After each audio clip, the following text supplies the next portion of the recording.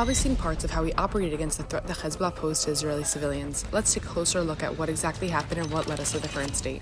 A day after Hamas launched a brutal massacre on southern Israel, Hezbollah joined them on our northern front. Since then, the IDF has engaged in a fierce battle in the north, including ongoing defensive operations on the border, intelligence-based strikes, the elimination and dismantling of Hezbollah's top command, and even precise ground operations in southern Lebanon. After Hezbollah launched numerous UAV rocket and missile attacks, murdering innocent civilians, the IDF took action.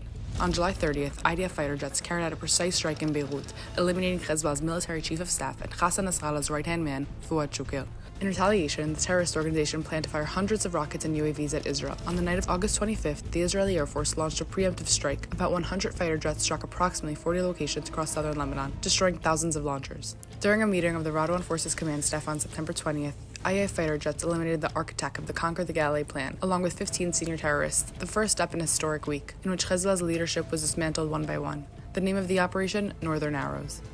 On the Friday of that same week, the IDF struck Hezbollah's central command in the Dakhia, and Hezbollah's terrorist leader, mastermind and Secretary General Hassan Nasrallah was eliminated alongside the remaining senior operatives. 2 days later, the IDF began a ground operation in southern Lebanon, and the next day, it was revealed over the past year, IDF troops conducted limited, localized, and targeted ground operations in Lebanese territory, uncovering weapon caches and tunnels, gathering intelligence, and targeting Hezbollah's weapons arsenal. Now let's return to the maneuver. For 2 months, IDF troops conducted operations in Lebanon in the area between the villages near the Blue Line and the Litani River, in order to dismantle rocket launchers and terrorist compounds posing imminent threats to Israel. IDF soldiers continue to eliminate terrorists in face-to-face encounters and direct IDF aircrafts. In one of many operations, IDF's troop uncovered and dismantled an underground facility built by Hezbollah over the 15 years, over 1.5 kilometers in length, which served hundreds of terrorists.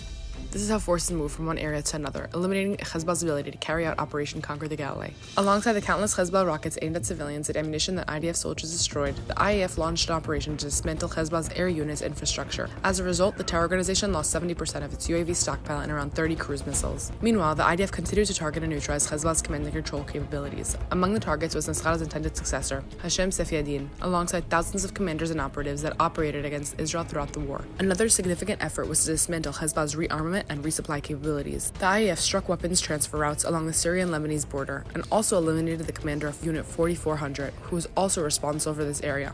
One of the key targets was an underground financial storage facility where tens of millions of dollars in terror funding and gold were being stored. Just before the ceasefire, another significant target was struck, Hezbollah's largest precision-guided missile production site. This was the most strategic production facility targeted in Lebanon during the war, and it marked the final blow to the terrorist organization's strategic arrays.